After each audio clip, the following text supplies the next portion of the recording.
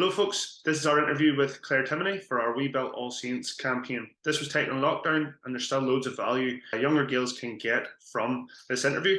And if you'd like to sign up for our direct debit scheme or you'd like to sign up for our We Built All Saints plaque scheme, please click the links in the descriptions by the end of the interview. Who was the first time you came up against a player that gave you a roasting and who was it? It was I had played for Antrim, from when I was 14 at a senior level, and so that was probably my first sort of introduction to like top class players. It was probably a few years into playing county football, but I was marked by Cathy Conway, and so I would have generally played centre half forward.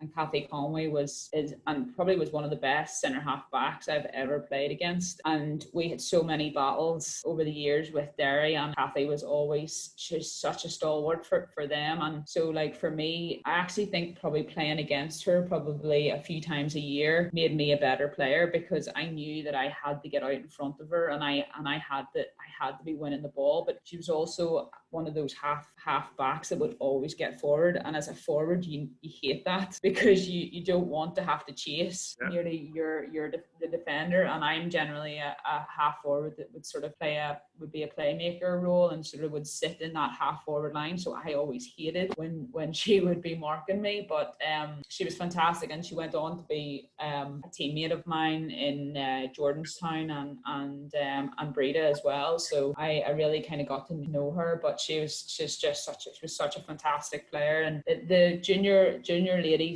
generally wouldn't have received All-Star nominations, and she actually did, but it was a testament to her because she was such a fantastic player, so she definitely, it was great kind of getting to play against someone like Cathy. Unreal. And did you say 14 was your first senior county call-up? Where were you where were you when you found that out? I was playing for Ballymena senior ladies, but I was also playing for Moneyglass under, I think, 14s as well, because Ballymena didn't have an under 14 team. So I was starting to get involved in the county setup at that stage. It was a guy, Anthony, oh gosh, what's his surname, from Glenavy, I think, that had asked me to come up into the senior team. And I remember we went down to play, I think one of the first games I went to play was against Dublin B team, and we were playing in the National League. Like at that stage, the Dublin had a B team, and so that was a real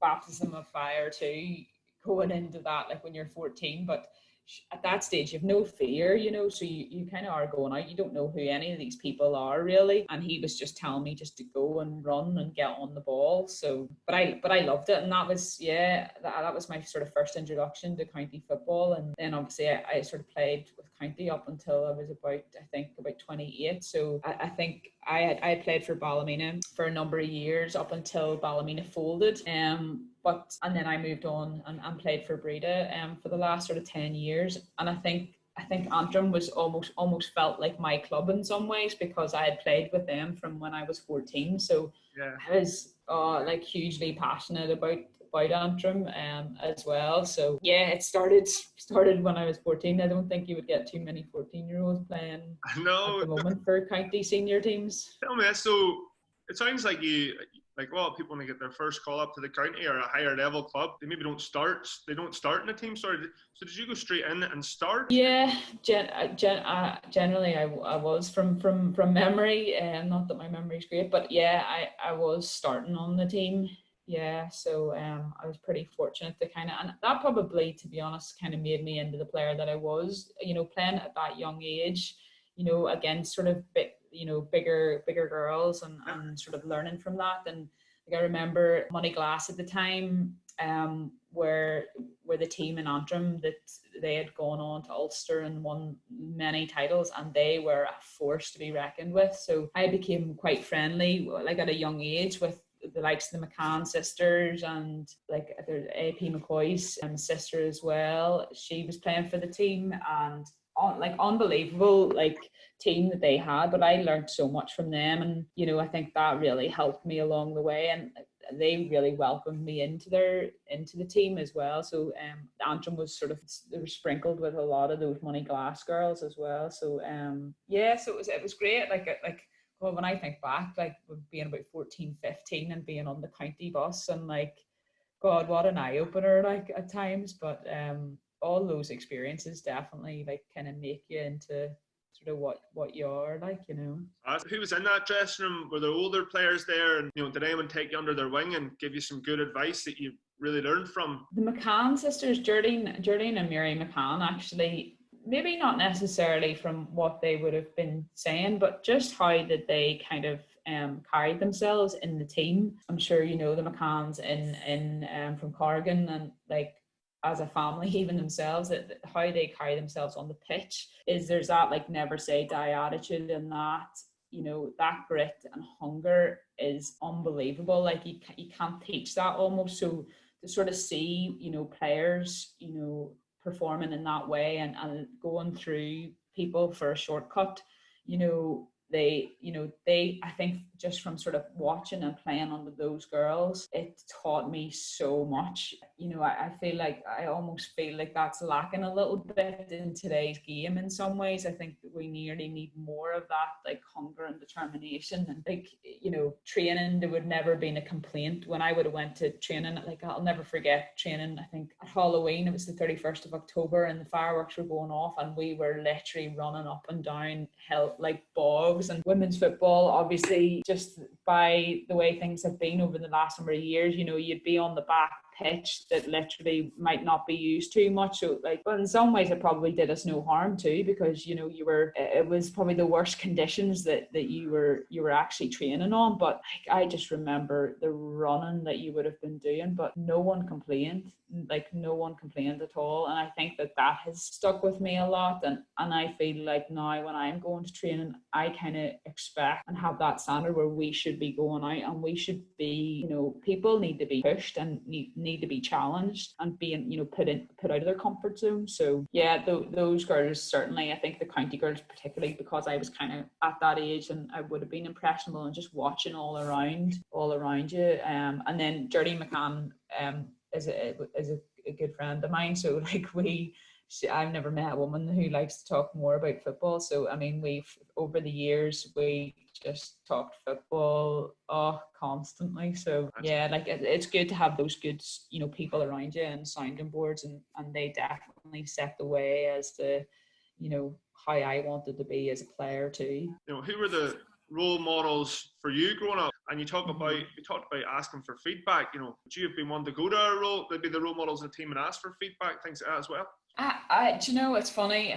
I think that I probably wouldn't have, and it's only as you get older, I think you kind of grow in confidence that you sort of want to go and ask for feedback. And it's something that I think is I think it's so critical for people's development that you have got to go and ask for feedback. And I think in ladies football, I've been helping out with Queen's ladies just last year and this year, and it's something I'm trying to implement is, you know, taking each player and looking at them and what can they improve, and everyone needs feedback. You know, there is no perfect player. So I feel like I probably should have gone for more feedback, but as a person, I would always be really critical on myself anyway. And I felt in some ways I almost knew where my imperfections lay, and so I always was trying to improve, you know, certain areas of my game, because I felt like I always knew myself where I was falling down. But in terms of role models, and it's something that I think it's really important that we are getting more women involved and in front of the camera. And, you know, this 2020 movement has been really important to try and improve sort of women in sport and participation in sport. And because we haven't had role models, like when I was growing up, we wouldn't have had any female role. I wouldn't have had female role models. Like when you would ask me who my role models were, it would have been David Beckham and Anthony Toole, the Derry midfielder. And, you know, there wouldn't have been too many women. So like, I think it's brilliant that there's been a real drive to have more women, you know, in front of the camera and for women's sport to be shown, so that like young girls can have role models, you know, because they have, like, you know, if you're not seeing women out there doing it, you know, I think that doesn't really help women's sport. So But I mean, certainly, you know, everyone has those sporting heroes that you're sort of aspiring to be. And I actually played a lot of tennis when I was younger as well. And Serena Williams was always a role model too. Always thought I might make it at some point, but didn't quite go down that route. But well, don't know about that. But yeah, I suppose it's seeing those powerful women in sport, you know, is such a driving force for young girls. So yeah, those kind of would have been my role models, but I do think it's very important. You know, going into your younger years, come from a great family. What type of roles did they play in your sporting career? My mum and dad have been hugely supportive, and I probably haven't given them enough credit over the years. You know, they've always sort of let me play whatever I wanted to play, and like from a young age, like I would remember my dad kicking the ball to me. Like we lived in Derry City when I was younger, like I just remember my dad constantly kicking the ball. I always had a ball in my hand, and that was from a very, very young age. So you know, that was hugely important. And I suppose, you know, if I was going to have kids, I think I would be doing the same thing as well. You know, I think that probably was the key to getting, for me to having a love for the football in some ways, because I never had a ball out of my hands then after that. So that was so important. And you know, taking that time that they just would have spent so much time, you know, kicking ball. And like I, even over the years, even when I got older, I always remember like my dad coming out and kicking the ball, and you could be standing kicking the ball for hours, just back and forth. But you know, yeah, that's what he would have done. And like my mum as well, like they would have been, I remember like we would have walked a lot when I was younger, and like my mum and dad would be telling me, you know, like, let's see how fast you can go to the next lamppost. So like I was always trying to get faster, and you know, they'd be telling me I was getting faster as well. So like, all of those like small things, you know, like I suppose that was starting to get that competitiveness, you know, going as well. And sorry to interrupt you there. Pardon? Were you roughly at this stage just your primary school years? Yeah, I was in primary school. I probably would have been about 6 or 7, you know, that age. Like, you know, when you're so impressionable and you're like, oh yes, I'll run to that next lamppost or whatever. So it was obviously just a technique to get me home to wherever, but you know, it worked. And yeah, they've always been massive supporters in me. And like I'll always remember my dad standing behind the goals, a lot of Ballymena games in the earlier years, you know, and he would stand with his hands up right smack bang down the centre of the goals, just to be like, pass me the ball. So, you know, that's what I was aiming for, to pass the ball over the bar to him. Did you say that like in training, or did you say in games he would be like? This was in games too. This would be in games, yeah. So I don't know if you'd be allowed to stand behind the net now, but like, you know, that sort of, and all those like small things, you know, do make such a difference, you know. So, and I suppose it's only when you sort of reflect on them, you know, now that you see that. But like I would have always heard my dad on the sideline too, and that always drove me on, you know, hearing him. And my parents are such positive people, and that has been instilled in me. Like I know that that's a big part of my game, is, you know, being positive and praising people. You know, like we all know when you make a mistake, like you don't need the person beside you to be like, how are you doing? You know, like always, you know, pick yourself up and dust yourself off. And like I think a lot of those things, it's funny because even I was playing in the Ulster Championship last Sunday for Bredagh. We've been obviously coming to the business end of the year, and it was funny, like I was starting to think about, you know, you're thinking about your team talk and what you're going to say. And we were playing against Donaghmoyne, which are one of the best teams in Ireland, and one of the things I was just thinking about was like my dad always told me, don't panic. Like that, the number one rule in life was don't panic. And I was sort of thinking like that is what, like in the game scenario, that we need to not panic. You know, when the going gets tough or the pressure's on, don't panic. And like that is like, there are all those little life lessons that I suppose as you kind of get older, you sort of see, you know, where they've come into play. And they've been, yeah, my parents have been massive. What type of sports did you play growing up? I mean, I think I tried my hand at quite a few things. I had a very short Irish dancing career. I think that lasted 2 weeks maybe. I think I had gone into gymnastics, even, which for a little, very, very short time. And then I suppose I found football, and that was for me then just something that I loved. So I played soccer, and I played Gaelic football, but I also played a lot of tennis. And I remember one summer when I was probably about 9 or 10, and we travelled around all of Northern Ireland to different tennis tournaments during the summer. Yeah, so I loved tennis. And I was probably at a point actually when we moved from Derry City to Ballymena, I was actually playing tennis more so than anything else. And it was only then when I got involved. It's funny too, because I went to St. Louis Grammar School, and first to fourth year, the ladies weren't allowed to play soccer. There was no team but if there had have been a team, I would have played. Mm-hmm. And because I didn't play then until my fourth year when I was allowed to play, it was only sort of around then that I was getting involved then with Ballymena All Stars, the team outside of school as well. So I think school probably had a big impact on what I was playing.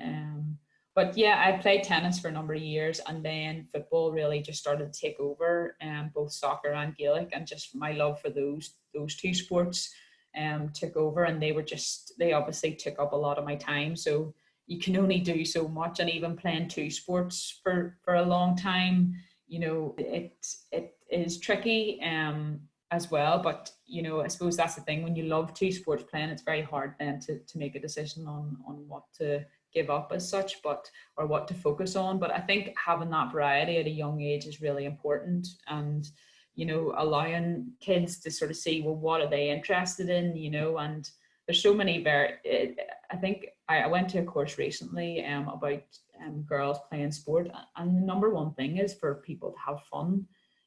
People want to be having fun at that young. It's fun and making friends, and so whatever environment is going to be best for kids to do that is probably what they're going to gravitate to most. So I do think it is really important to have options, and for them to naturally then choose their own path. So you kicked on in St. Louis. You're playing both for All Saints Ballymena, and you're also playing for the school. Mm-hmm. Little sisters playing the team with you, Lizzie and Lauren, but they talked greatly about your leadership. Where do you think you learned your leadership skills come from? And I think probably I probably wouldn't be a player that would speak. I wouldn't be very aggressive on the pitch. And I suppose I probably done a lot of my talking through how I played really in some ways. And I think probably playing for Ballymena probably was a player that say in a forward line that I knew I was sort of being depended on in some ways. And that was probably from a young age in some ways. So I think that actually probably, without realizing, helped me kind of develop leadership skills that I knew that I had to perform.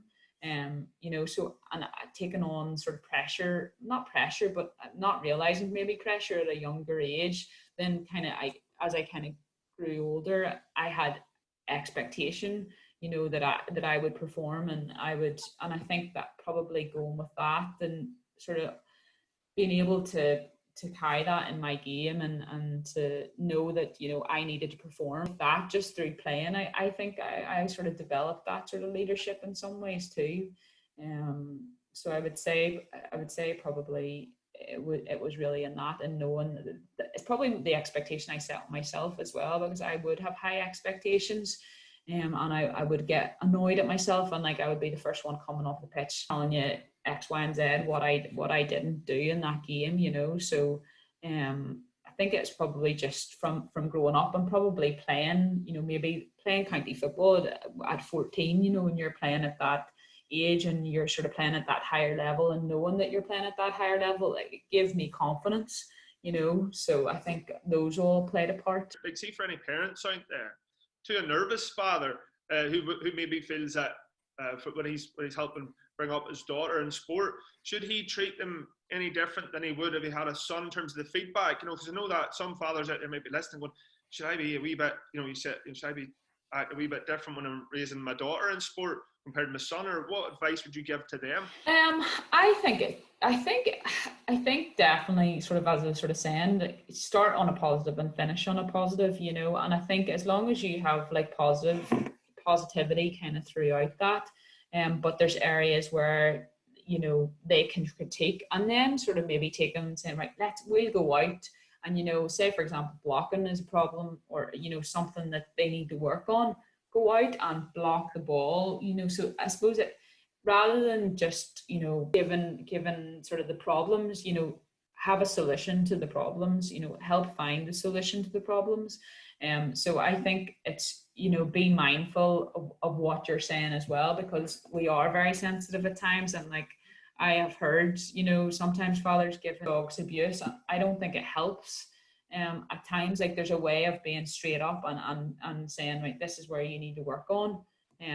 But so I think it's just the language that you use, because as kids, I think growing up, you listen to everything that your parents say, so I think just, being positive, throughout, but then also sort of saying, right, this is what, and this is how we're going to overcome this. You need to improve on your shooting. Okay, well, let's go down, to the pitch or whatever, tonight for the next few weeks, every sort of other night or whatever. And I suppose it's just investing that time. And it's practice. Practice really does make perfect, or as close to perfect, Like I think you just have got to be practicing for you to improve. It's not those things just don't improve overnight. So I think it's just encouraging, kids and to do the extra kind of work, maybe if they're going to training and they're feeling there are certain areas of their game that they need to work on, then, taking them and spending that time with them outside of training. Technically, one of the best players I've ever seen. It came from putting in the hours up at the pitch. So talk us through those extra training sessions you were doing. I think, well, I suppose one thing that definitely helped me, I think, in terms of technique is playing a lot of football at a young age, playing out on the street with boys. That, like, I think you always have to be challenging yourself as a player to be playing with better players, and I think that's the only way to nearly improve. So I spent most nights out playing in the street with the boys, playing football, playing knockout and different things. And I think that was this in Ballymena? Pardon? Was this when you were living? This would have been in Derry. Yeah. We were fortunate to live in like a cul-de-sac sort of area, so there wouldn't have been too much traffic around. So we just played constantly. And that was kind of where the love of the game came for me. But then when we moved down to Ballymena, we lived in a road, so there was none of that playing with the lads in the street or whatever. So that came down to, I literally would have went out for hours and kicked the ball off the wall, like constantly, and sort of it wouldn't have been in terms of like, I wouldn't have really had 10 reps or whatever. It was just sort of continual, and I would maybe go inside and then I'd go outside, and at different times, and I did that right up through my A levels even as well. Like I would have went outside and there would have been maybe an area on the wall that I would be aiming for, and I would have been trying to sort of aim for that every time, and it would be whether you were punt passing or whether you would be sort of like hooking the ball or all the different sort of techniques of passing the ball to that one particular spot. So it's things like that, I think, that really build on your technique, and it's actually at a young age that your technique, that's where you're going to develop your technique. And I think you certainly can improve that and spend more time as you kind of get older and get in through your 20s. But I think that technique at a young age is really important, but it's spending those hours, and it's not something that you can really force anyone to do. I think it is innate that you need, players will, go out and want to hit the ball off the wall or whatever and have a ball in their hands at all times. And so I think even like say, I think I just naturally wanted to, I just love playing so much that I like wanted to go out and do these things, like even chipping the ball, like, running and chipping the ball up without having to kind of, bend down. And those are things you're just doing more and more, just out in the garden or whatever. So I think a lot of those things kind of came as I got older. But then I suppose, like, for example, I became a free taker a number of years ago. And I was fortunate enough that Oisín McConville came in to take a free taking session. And obviously Oisín was a phenomenal free taker for Armagh and Cross Glen. And, he sort of said, have a set routine that you're going to do and stick to it. And when you have like a process, then if you follow the process every time, there's less thinking nearly that goes into it in some way. So your nerves and things like that, or you can have these thoughts when you're taking phrase of, oh God, am I gonna miss this one, or whatever. Whereas if you have a process and you follow that step by step every single time, it happens. And I found that I realized that I'd say about 10-15 years ago, that my probability of scoring was much higher when I would be on the turn, when I would kick the ball in the turn. So I have this, my sort of technique would be, my back would be to the goal. And I found that I would literally wouldn't even have to look at the post, and on the turn I would score. And so I started to build that into my free taking. So I would stand with my back to the goal, bounce the ball 3 times, and always have the O'Neill's sign facing me in my hand. And then I would go and sort of go through the motion of free taking. And I find that has stuck with me. That's something that I would do now every single time. And it's having that process and knowing that it works and just sticking with it and going through that. Then I find that, when you're at real pressure points in games, obviously that it's a pressure kick, but at the same time, if you follow the process, then there's a good chance it'll go over. So that's magic. And see, you're talking about one of your strengths. I think one of your top strengths is your finishing ability when in on goal. How did you develop that? Like, seeing your extra training, are you practicing going in on goal, or where does that come from? Yeah, definitely. It would be, I think I was fortunate enough to grow up playing soccer as well, and I think that has definitely helped. I think the two sports really complement each other, and I think as a kid, I would have been the ball control would have been really good, like just doing keepy uppies, with going out for hours and just keeping the ball up, and trying to get more and more into your hundreds or whatever of keepy ups, and then doing it with the likes of a tennis ball and things like that. So I think your ball control, it all comes from those early days where you're really comfortable on the ball. And so then, when you are going, I think from that, and also playing soccer, your placement of the ball, you just have more control over the ball. So I think then going on one-on-one under pressure, with the goalkeeper, I think it's just actually, because it's something that we've worked on a lot this year, is not panicking in front when you are one-on-one and just placing the ball or taking the ball around the keeper, and certainly that's something that we've done this year is, reducing the risk of missing by rounding the keeper so that you've an open net. But I suppose I probably I love kind of those opportunities when you are one-on-one with a goalkeeper and getting to shoot on the goalkeeper, I suppose. And that has just been from in those sort of practice sessions that you're taking the goalkeeper one-on-one or whatever, and you're placing the ball in the corners, and it's just taken a lot of time. And I think a lot of that comes from confidence and just being really comfortable on the ball.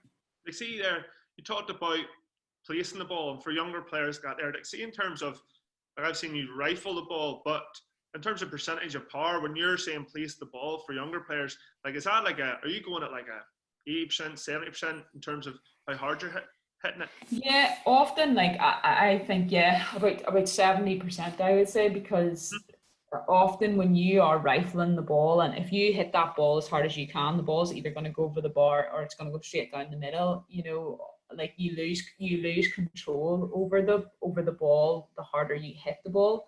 So often I have a tendency, I'll be giving you away everything, not that there'll be too many of my opponents watching, but at the same time, I would sort of be going, and because I'm so predominantly right-footed, I'll nearly almost slow up in front of the goal and then just side foot the ball to the right-hand side, or sort of down into the left-hand corner. But I think you really have to take away, but that comes with confidence, and get in front of goal and knowing I actually just need to slide this past, without great pressure, because I think I've missed that many times, Peter, that I probably know now that I think sometimes you can be fortunate enough to get the rub of the green almost when you rifle the ball up into the top corner. I've probably missed a good few of them to know that there's a time and a place almost for that, and depending on as well, I suppose it's understanding the game, that the points in the game when, you know, that is required. If you're under pressure and you need a goal, you know, there's going to be times when you're going to be hitting the ball with greater force. And I think it just comes down to the more that you play and getting into those positions and feeling comfortable with those positions, listening to those things. Magic, Clare. And Nick, surely Clare Timoney's never missed a big free. Oh Jesus, I've definitely missed a good. I'm sure I can't really remember any specific one that was a real howler or a, you know, one that's really critical. But there's certainly, I think sort of your mental strength as a footballer, as you get older, you obviously become more confident, and you've been in these scenarios before. And I definitely think as a younger player, at times I would have struggled. You often sort of see some players that, well, if they miss, say, their first or second one, you know that that's gonna get into their head, and it's gonna affect the rest of their game. So I think I remember someone telling me that I remember being double marked playing against St. Gall's, and I had heard after the game that the manager had said, get on top of Clare Timoney. If she misses the first one, she'll miss the rest of the game. I remember that was the best thing that I ever heard, because I thought, right, okay, that's what he thinks. Well, I'm going to prove him wrong. And so I remember after that thinking, right, if I miss, doesn't matter. Does not matter. I'll get the next one, you know. And it's like wiping that slate clean. Like if you miss, it's gone. Like you can't, you know. And it's kind of like any mistake in the pitch. And I would always sort of say that to people. It's like, if you make a mistake, everyone is going to make a mistake in the game. There's not one person that's going to have a perfect game. So, you know, and I think the mental strength side of the game is so important. Because if you can wipe that slate clean and move on to the next shot, and you know, it's building on the little successes, you know, during the game, that's how you will build in your performance. And so it's just it's not focusing on those negative things and letting that impact your whole game, because it can be very easy, you know, if you miss that first or second shot or whatever, you can think, oh, this is going to be one of these games. And it's all the self-talk. You can start to talk to you talk to yourself almost and say, oh, you know, my players got the better of me. And you know, it's all those things. And that's still very it's so important in the game today, because the mental side of things. And we were playing obviously before playing against Donaghmoyne, and Conor Lavery from Kilcoo came in to speak to us, and he was saying, you need to get into their head. If you can get into their head in the first few minutes of the game, it'll rattle people. So I think I've been very aware and conscious, and I've seen like players over the years come on, and someone coming on playing centre half back and marking me, and you know, really trying to roughen me up or whatever. And I suppose experience teaches you a lot, you know, that you see that coming on. But I think the mental side of the game is really important, and as a young player, that's something that, you know, it's new to you as well, because you know, being in those positions where you're, you know, feeling or whatever, and it's like picking yourself up, or you know, the mental side of the game I think we probably don't spend too much time on, you know. And it's nearly an individual thing rather than a team. You know, you can be sort of saying, right, you know, guys, pick yourself up, but you know, it's I think as a young person, I definitely think my game improved because of the mental side of things. And it probably actually was stemmed by hearing someone say to me, listen, oh, you'll get like Clare Timoney, like if you get on top of her, and it's like that proving someone wrong almost as well. So you talked about as a star player in a team, there is those tactics where a player's been put on to rough you up, or you're getting double teamed. So what advice would you give to that player if someone's doing that? It's maybe the ego. Sometimes your ego might get hit, and that maybe I have to like be physical back. But obviously that's maybe not the right thing to do. What advice would you give to a younger player who is getting that type of tactics on? You know what? I would use it as confidence almost, and kind of think, right, well, if I'm being double marked, they know that I'm a threat, you know. But it's almost like for in that instance, I'll push harder almost, because I'm like, I'm going to show them that I can get in front of both these guys, and I know, like playing that role where I maybe would be a full forward being double marked or having a sweeper sitting in front of you, be constantly moving, constantly moving, so that the players always having to think where you are.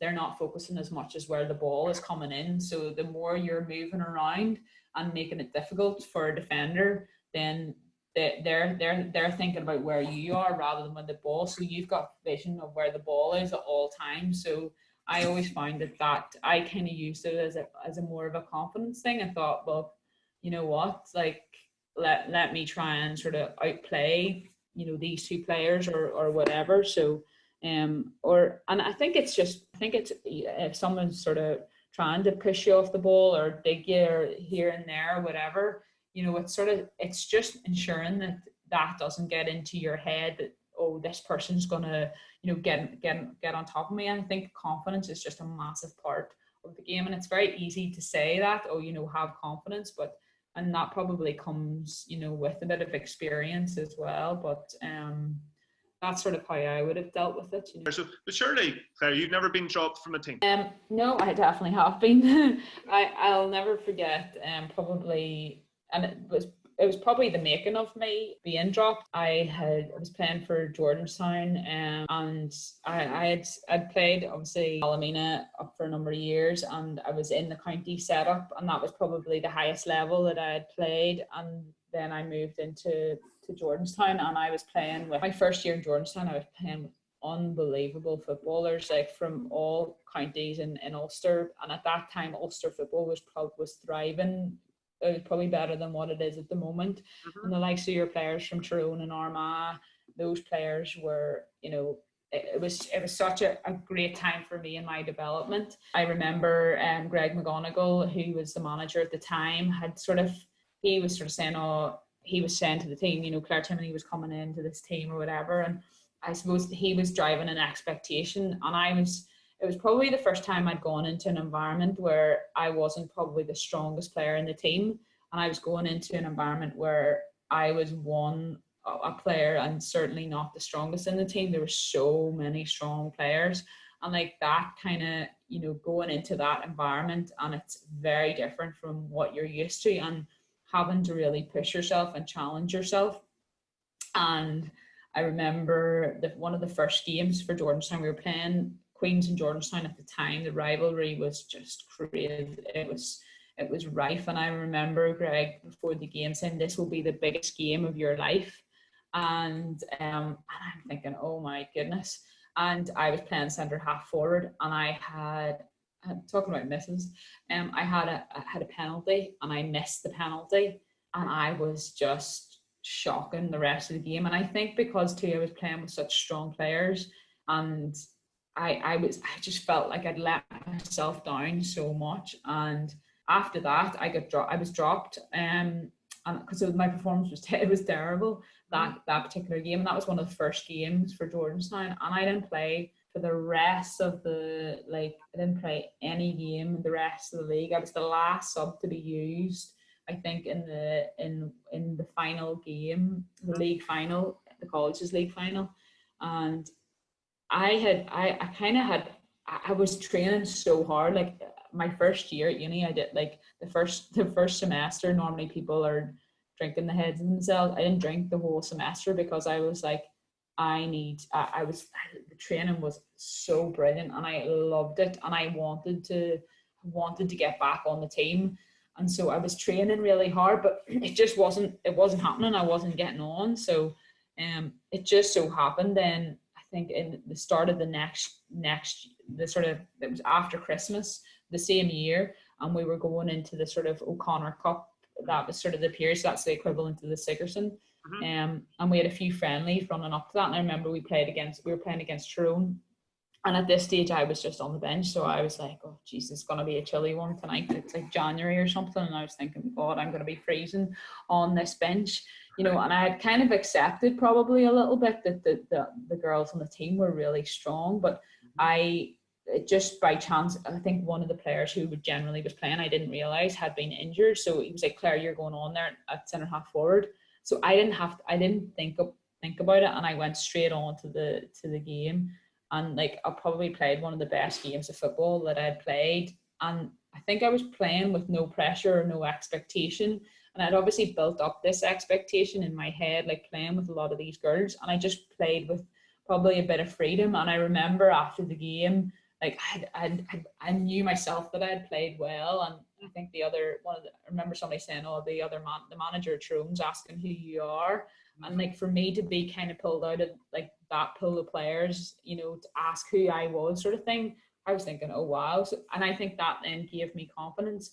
And so then I started every game after that for the rest of the year, and we won the O'Connor Cup, which is the first time Georgetown had ever done it, and they haven't done it since, unfortunately, either. But it was amazing. But it was a really good, I think it was a great kind of lesson in some ways too, you know. And you know, like I was working really hard in training to try and get on, and it just felt like, I think, and I suppose it's just maybe seizing the opportunity when you get the opportunity to kind of get back in, you know. So staying ready. The shock of getting dropped for one of the first times as a forward, your confidence is going to be hit.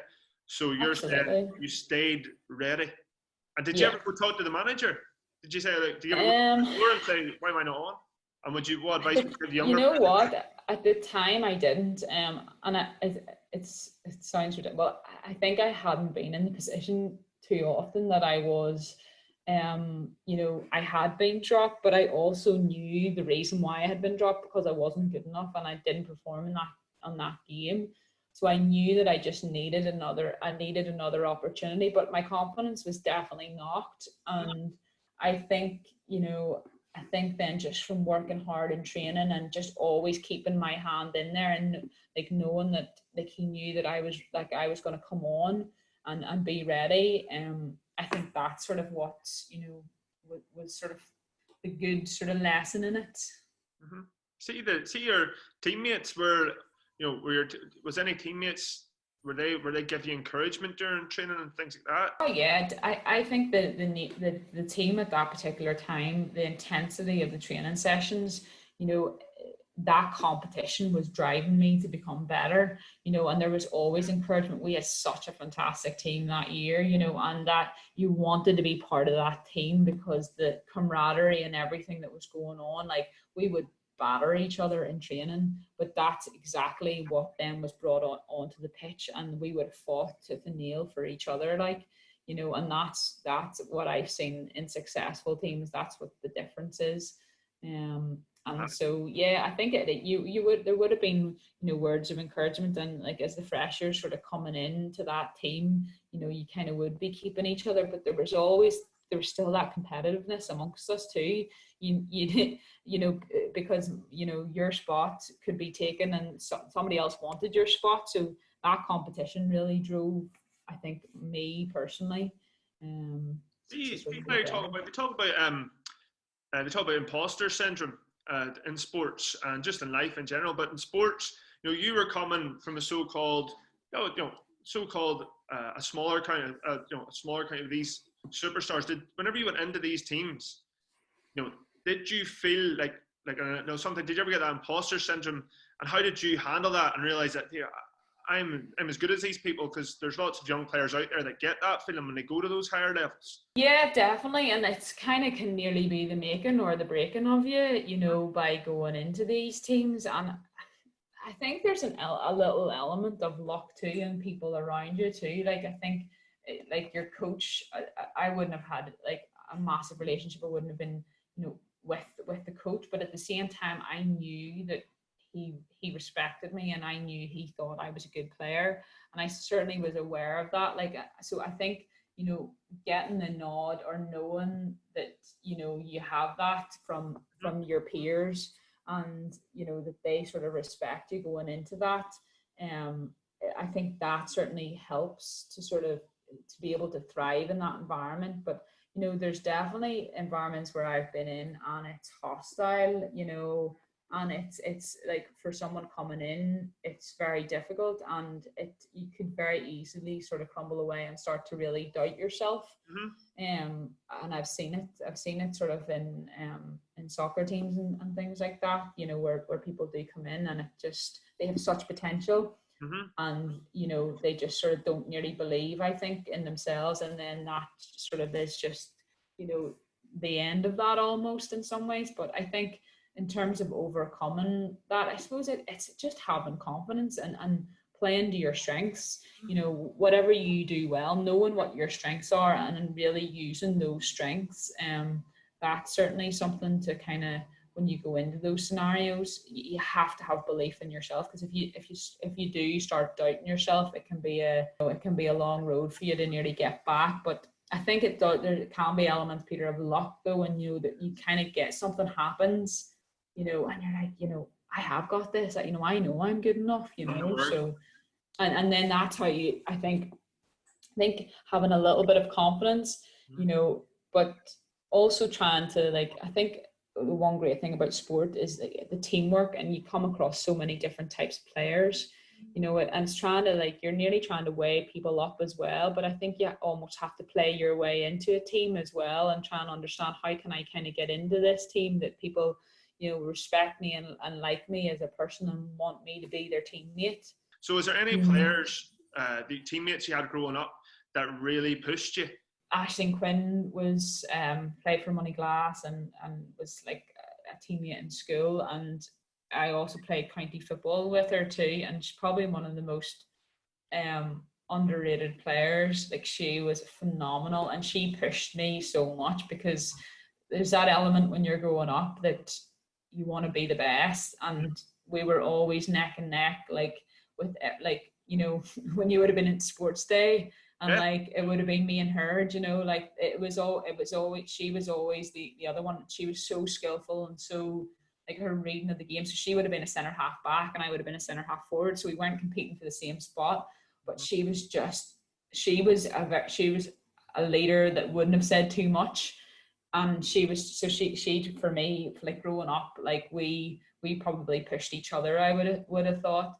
But she was fantastic. So she definitely from school would have been a great teammate, and I would have learned a lot from her. And then because I played county football for such a long time too, I guess I'd said the McCann sisters would have been a great sort of just how they carry themselves. And with that, Caroline Kelly, who was a very good friend of Jardine, she played in the full forward line, and so that was someone that, obviously a position that I had played at times.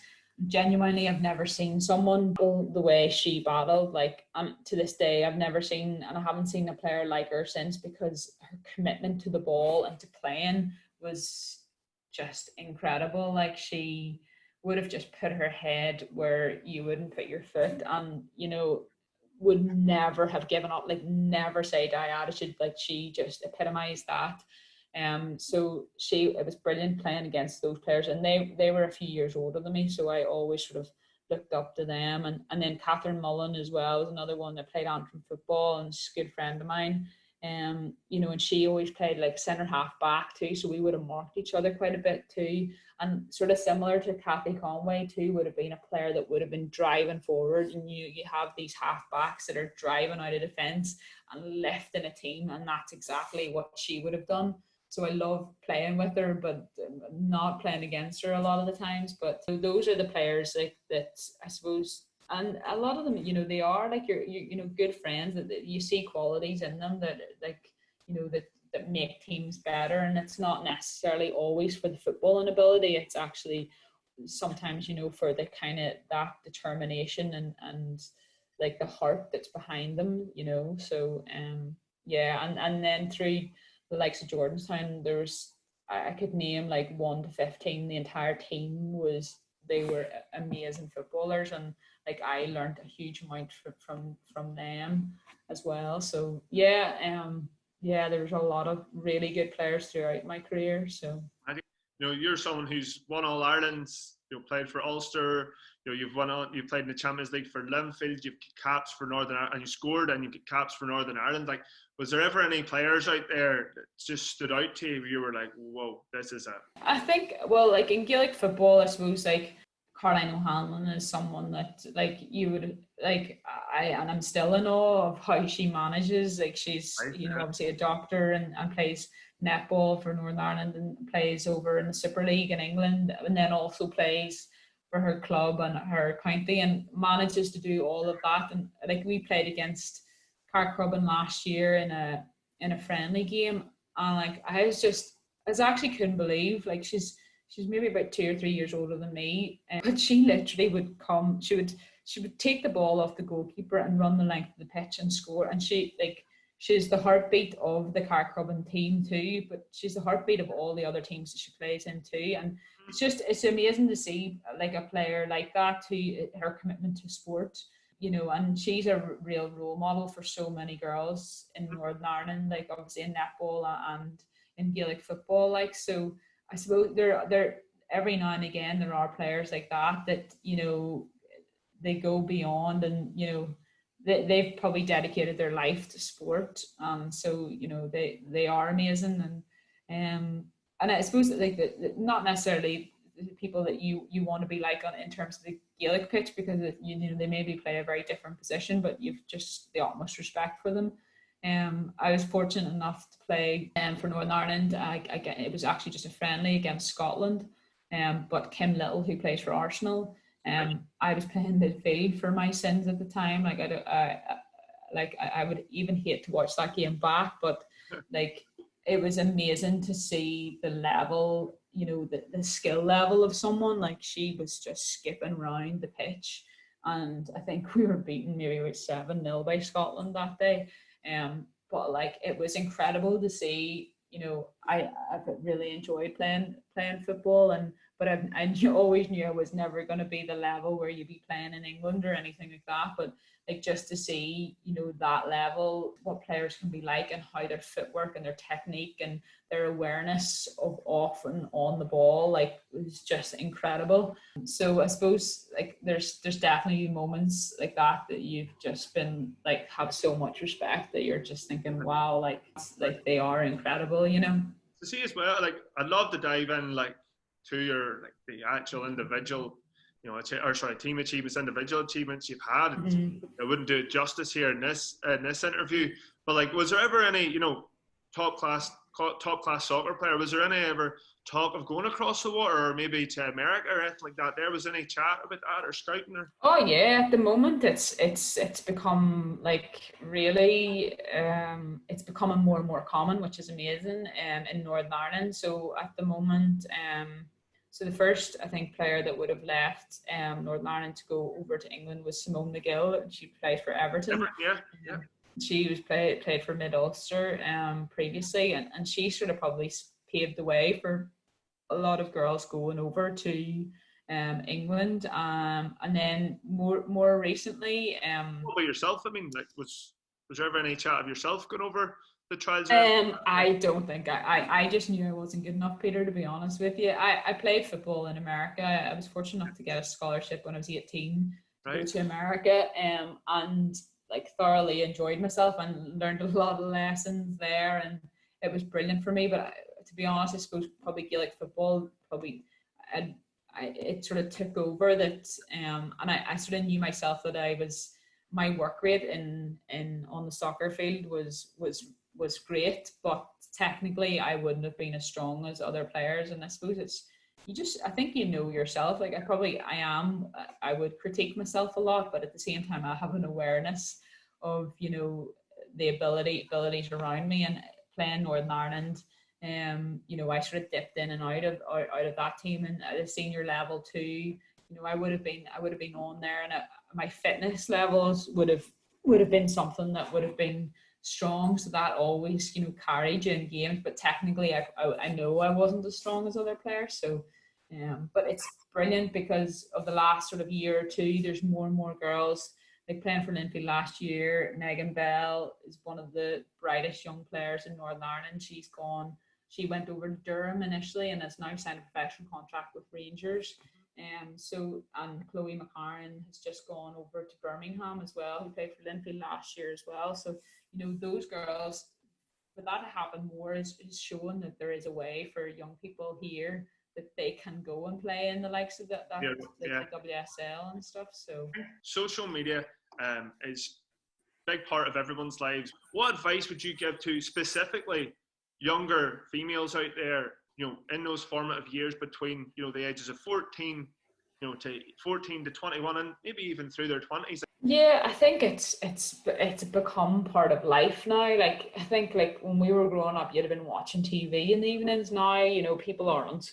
Like I'm sure we've all probably got, you get a notification of your screen time maybe each week or whatever, and it's crazy the amount of time that we do spend, on social media, on our phones, and like an hour can pass like that, and you've Yeah. been flicking through and whatever. So I just think that like being mindful of the time that is spent on it, and I know that like the more data that's out there on you as well, like be my dad is always he is always saying like don't be sharing this or don't be putting Yeah. this out, and you put up pictures out there, that's for the world.